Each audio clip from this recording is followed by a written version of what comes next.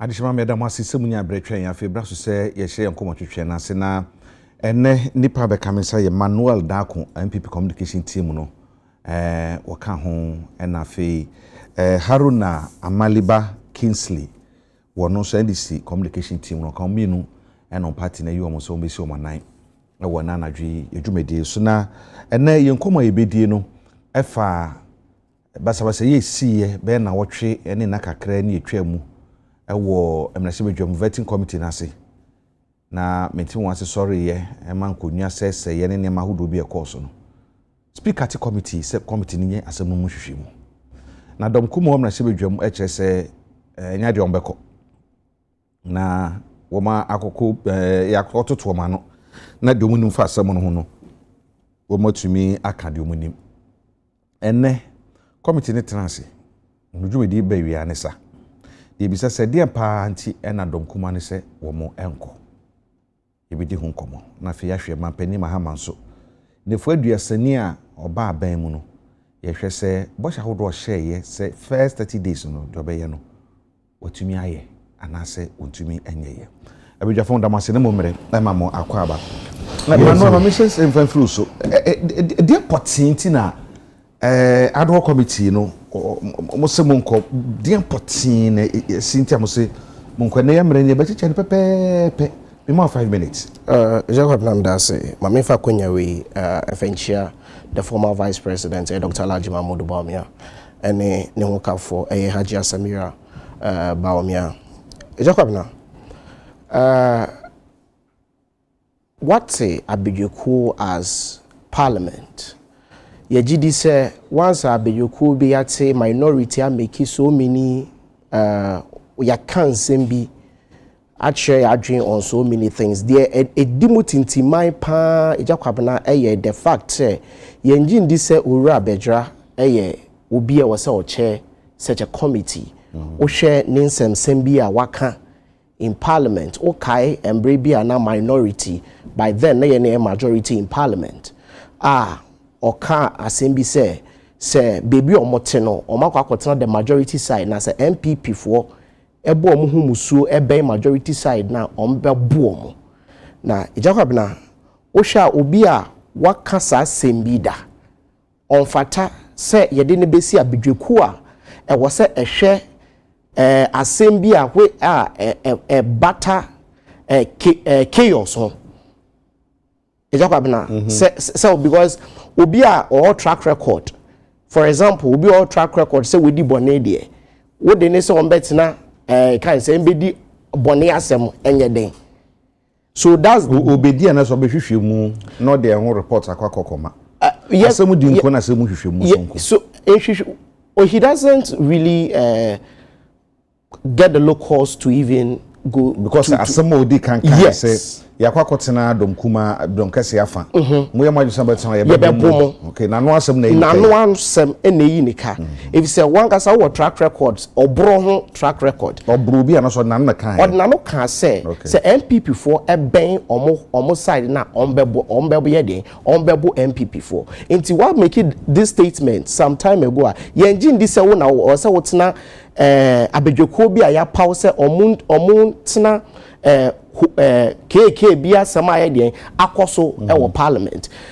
omote ya no minority for a reason concern from the onset I said speaker anye den amfasam no anye ejuma enti ejidi say ya kan ya adwen anase make a point na speaker won fa anye ejuma de ane ye nkrofo no nyina anye den recuse your ho in free committee ni so because from the onset ankasa committee no emfata and I say nipa ya no dream training you know say say na ka no say ono na ntena Abidjoku na no ondi emfata say obetena Abidjoku na no very very very simple na ye hwe bibi ani etaka say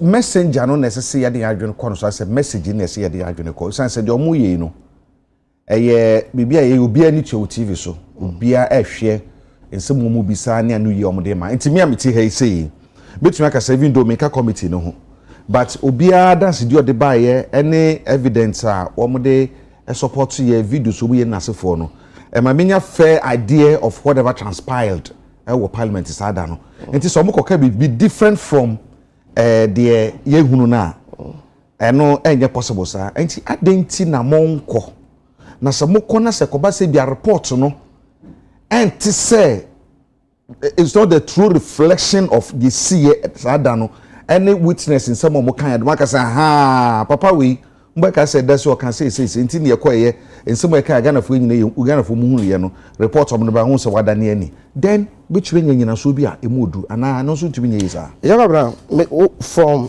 first question o ka share me say should yen share the message not the messenger but when me say mredodo mu no the messenger also counts enipa wo soma ne say onfa asemi fa nkomo bi and it also counts and ba kon betimi a twist asem na o kan maybe if it yekọ enipa ko be ka asem na che no ne re be fi nsem ni bimpo enti the container also matters and not only the content enti ejidi say nanka ye raise that issue from the onset no and nanka speaker so etie ye and akoye sansa chae na nanka mejidi say nanka ye bedum pempen so a ye dru sisi ano so ye jidi say ye ka asem a muntie we shouldn't hear because you're a minority inti bibi am I form so na we should just do whatever we want to do. The second question is it's a more coy because the only you be here and a coba say be a more dance dia SM could more dancing in every that's a report if you more doubts the chairman of the committee na report on babonti na say almost twisted report na and no mambu nyina so anka say adwen we yetrimu efa committee chairman no ho no sa adwen na ye kan ya manfa nya dwo mahu se adanse ekodi aga na fo nyina mu hunu ye no wa twist you know and a committee enyo ononko na adwen kire no de ye whole committee nipa be yensia also enti se committee ni nyina ka se ye kono nifa so a ononko betumi aka se da bi ye kono benku so amana yi Yakabna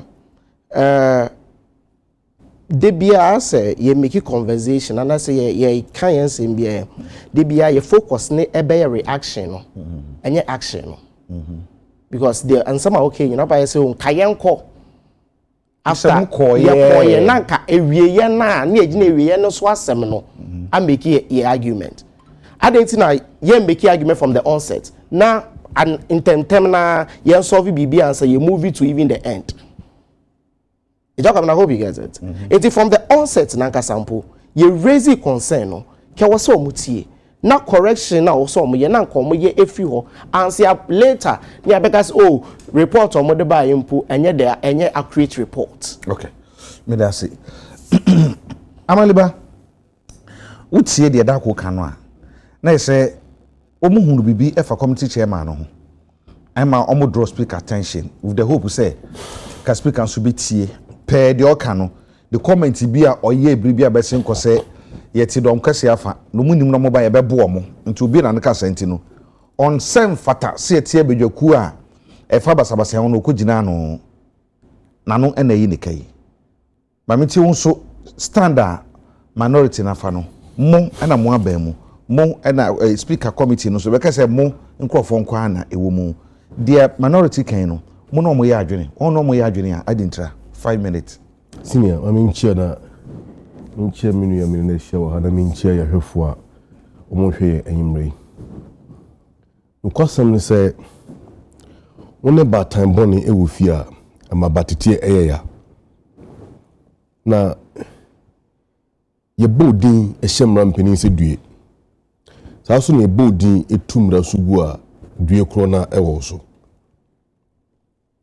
Would ye NPP dom kumano ene pinimfo omodo mama kan say efi bra o mampini ekufuado ene ne nkrofo kakra bi e kan ho sabro motia bam eye onimyamfo chemensa bonsu MP for swame asodom ehwe ne toase ekonwa e di afayo maken MP for futu ebedi MPP nim ewo parliament ebedru sabre no on provide leadership ewo parliament o kan say so on provide leadership far as the MPP is concerned then na okasa e bi obia won style of reaction me say bia o ka bibia mehwe wudin meko but e bia wo obeto twede obi so e de nano e na be yi nti obi an style of leadership nti so ka say on to me and leadership e bi e dia na pa kire sen de me pa kire ni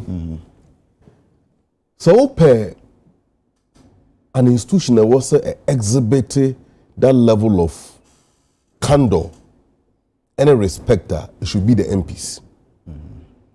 Because we're more normally the political elite of the country. And everybody look up to them because of Tumia Yediama Muntra. Afeyomakin have not lived to that expectation.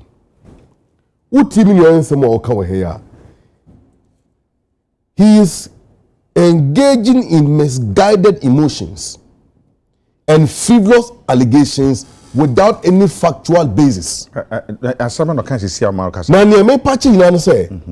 the sentiment or expressed Wahano and reflected the sentiment of the minority in Parliament, they will have a cause to worry. Parliament, as we know, are guided by main kind of two cardinal codes of the country. Number one, the Constitution of Ghana. And number two, the standing orders of Parliament. The NPP side of Parliament, as far as the ad hoc committee is concerned, is not or are not alleging of any breach of either the Constitution or the standing orders of Parliament. And indeed, if there is any breach, I want him to quote it. Someone can say committee chairman no can send be senior omunyina so nyina no no committee chairman ne can send be say ye to don kuma fa mo buy ye bebo mu. I agree with you. Granted, I am not privy to that. What he say, meaning video or a publication to that effect. Let's even grant it to them on the basis of our own in some on the face value. So Okasa, where is a law that disqualifies him from chairing a committee of Parliament so established by the Speaker to investigate a matter that borders on lawlessness and criminality, and indeed indiscipline on the floor of Parliament? The vetting committee is a parliamentary committee, and therefore, to some extent, a sitting of Parliament. And one more as an MP know what they call contempt of Parliament. And disrupting parliamentary proceedings is part of the contempt of Parliament. And I'm not on honorable, I'm not on can I even call him honorable? And the cheetah for the year that day, before that committee, it's nothing more than the contempt of Parliament. And in this case, they themselves breach their own rules. So, the Speaker, at the committee, Abijoku said, in any case, the objection they are raising now could have been done at the initial stages of the formation of the committee. They never did. They never did. Say, Omuti committee na yes. And a minority no raise concern say Bejira onyafu Bejira na mbede na koto committee na no. Na na mutu obi ntino. Na no be nika ntino nya de bepene amana committee chairman. Na no be yinika. Na no yinika. They were even preempting, and I'm asking again that so be a concern before.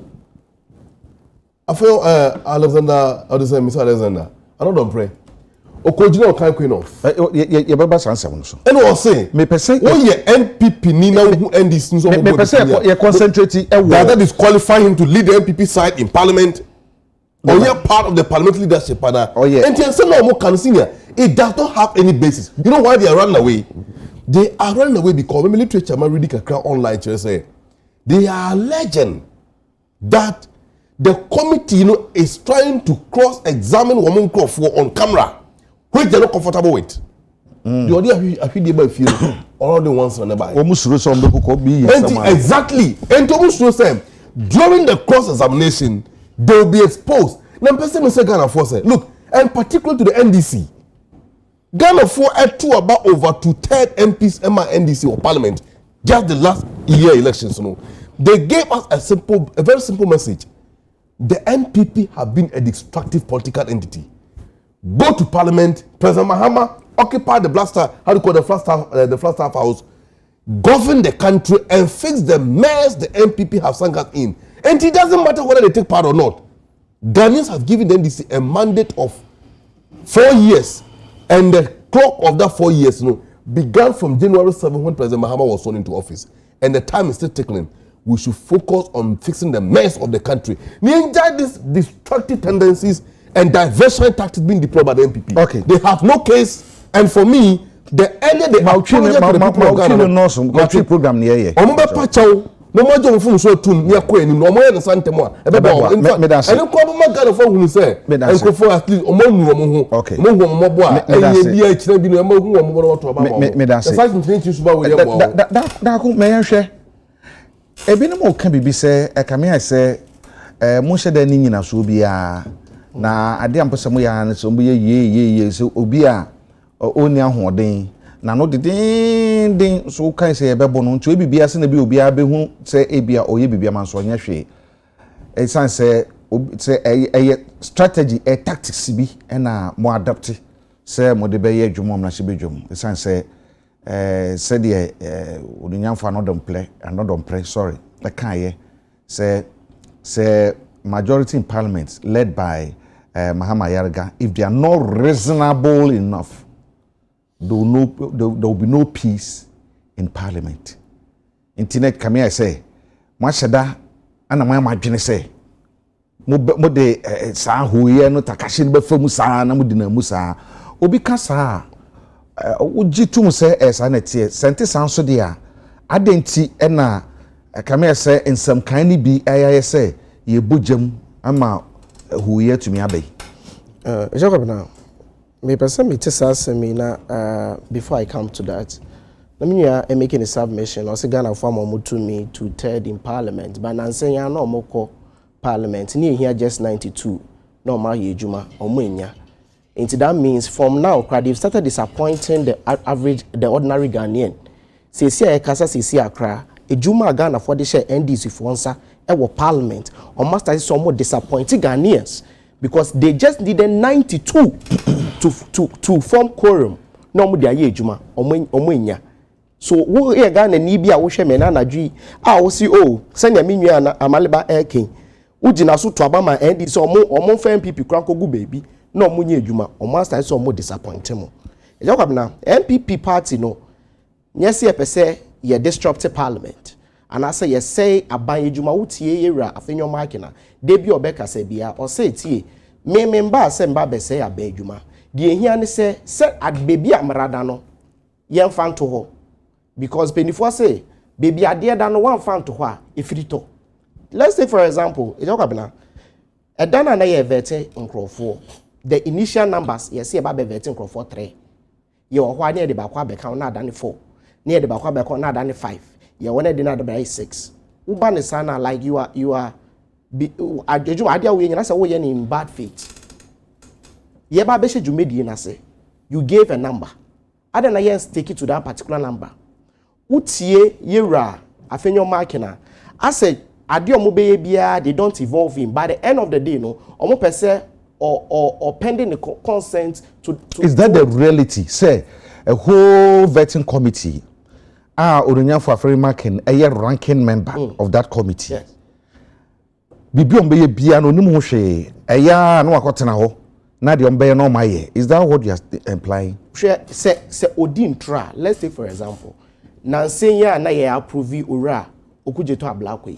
I think the first one was Sam George before okujeto ablakwa. That day at the floor of parliament, Ushe Yira Ayariga or say the decision on my taking was an unanimous decision. You take you approve all the candidates on consensus. But Yira I hear for pen the report na entesa. So Ushe within even on Wankasa in NDC Wankasa now there will be a friend miscommunication between leadership of Parliamentary Yarega and then the chairman of the vetting committee.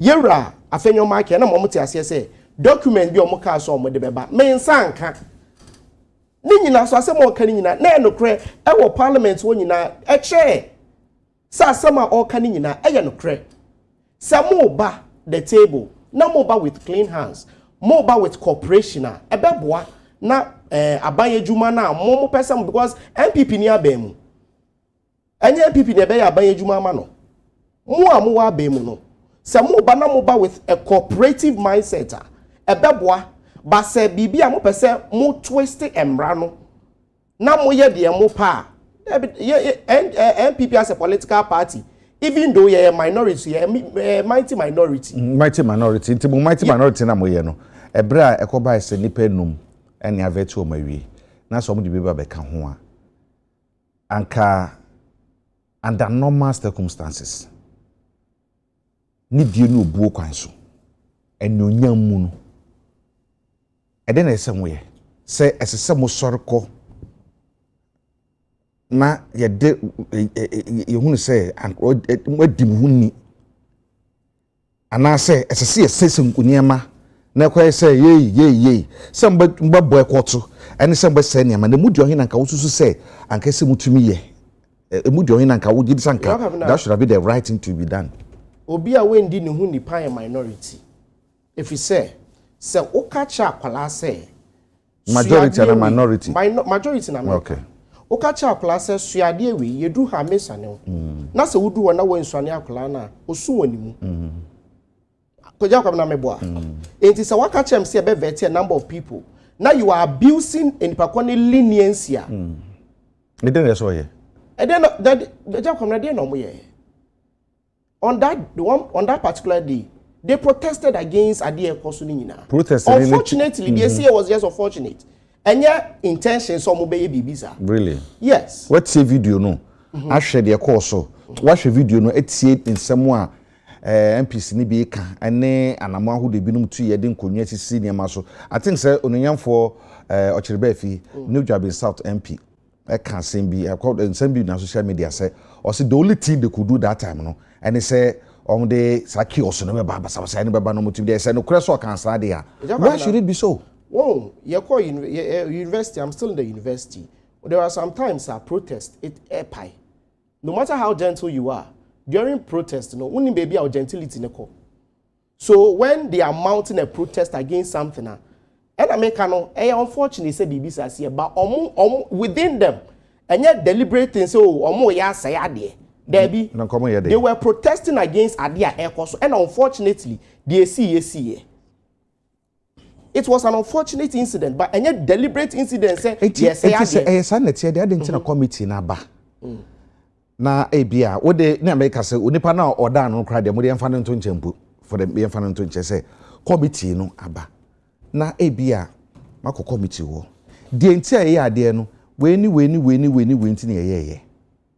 Ebia yanshada ebufu na baaye BBC na baaye na ka bia to din enti emfa ne sese committee chairman omu committee chairman ni free wa eno be sesa accept narration ni nyina na se se de tie sa na be koso aye yakwa na ye ukọ kan sen atendi bia wotimi hu judge no etimi as a lawyer make you case say judge we dey ye hwe mu atentere ne enti the same issue say in same be say esi now we show obi oba betina emu there can be even at the Supreme Court ye wo panel omo do so kra obi timi raise case we nipa ba ko we me pese obetina so because ono can influence a decision no matter how it is. Enti if minority raises out of enti me put the issue of the chairman no somewhere there be we ne say enye ye because eno the core of the whole matter nanka ye raise that issue and the speaker of parliament eyi ni free ho ye de nanka de nipa foforo aba be sure na yenka say for MPP ni bra but enipa no because of statements bi a wa make some time ago nti yenjin di say ono ena ye obi obetimi atena sa case so mo kan say mo obi anko ansana mo ka chairman anasa mo ka chairman anasa ansana mo authorize the microphone say mo obi anko ye ka say we don't want him there ansana mo instruct mo say mo obi anko amaliba baby edro nie mo microphone no so ma ye committee ni so ma ye mo adwuma wie e ma mo ko present am speaker I think also ma additional 2 days no mo fa and prepare no mo fa report no nkonkom speaker would you say per consensus minority raise ye and the outcome of the report no and my report no enye ababi amaso esan say yesi enko chairman yesi ntino onbobo agu na fa ye hu bibi ohubi senior utie some million ni kaya oppressor obe defend the indefensible but still it is all working also more superior minority, right? But all the same superior in actually you are macro minority and you need to know that from 2021 EDBC January 7, 2025 many the Honorable MP for Tempano constituency and within that last 4 years. There were instances Parliament are close at 5 a.m. What kind of bring this demonstration? No, we can't do in the 8th Parliament. Okay. Last Parliament, before this one. Okay. Before this one, the last Parliament. From 10 a.m. the previous morning to 5 a.m. the following morning.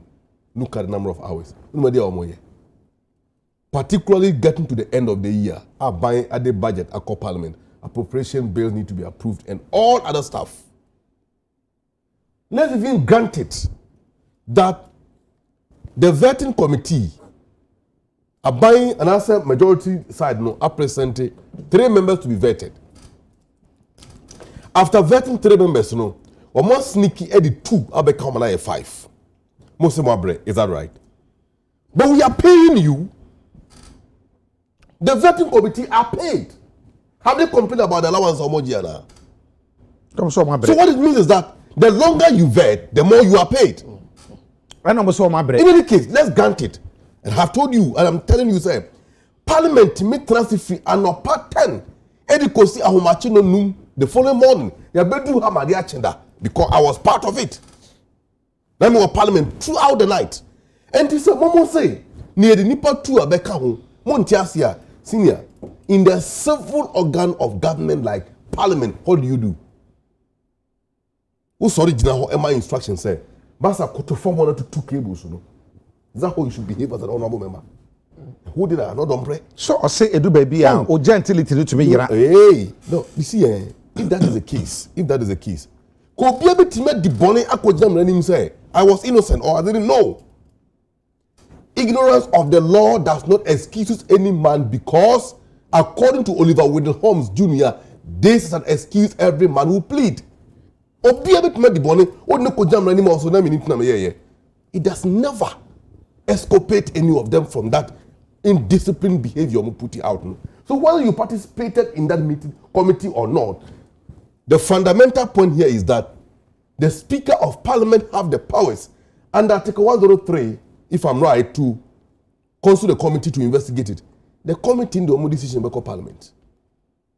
And whatever recommendations are part of the decision committee in the the Speaker will, according to the laws of Ghana, will roll it out. But they should know that from now on, as the Speaker said, distraction of course they are going to be paid for it. This distraction will never be borne by the public cost. At the same time, it is some of the committee report to corner minority. They can say, "Woman, you to moi." When is a best time? Jumana say you didn't say something committee. You see, won't me hiding behind Parliament. Some say Ghana running so chill. Now, what your brother Speaker ever tis that committee now as part of the terms of reference to the committee? No, can say, include a recommendation for the IGP to, as a matter of fact, appoint an investigative body to look into the matter and investigate it further. And any criminal element to be a part of the police will take it up. And let's see, because the police have the right or have the powers to prosecute. How that length will go.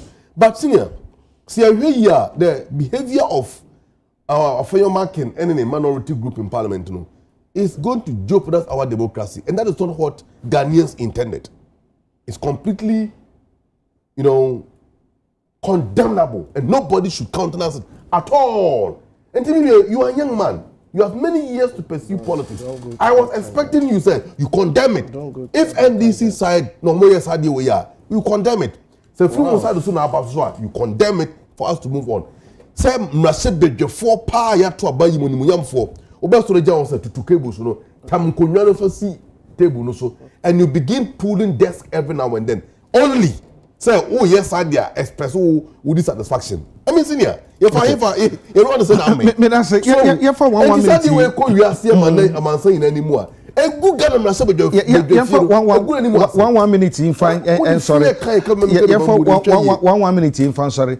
Na me bisa da ko se da ko enti se ekoba de se bia bibia si na se mente me ho ase na se me de niam aseye e na be kire se ade na ekoso mente me ho mente me bonyo so a ene se be se niam bebiro enti we si ye ne fa ne se na se bedwa mu so se bibi koso na so mani anye ho a suban kuriya na mokoko da na di e wo ho so enya de be ha adwene pa 1 minute pe. All right, Eja Kwabena, it is never true. We shouldn't deceive Ghanaians and say the more you stay on the committee, you try more, and you no credit. And the enshemu bia ewa agenda. Mo be discuss it. So the agenda for that day was say some vetting conformians. Just like when you go to Parliament, at the floor of Parliament, at a day, they have agenda on bed.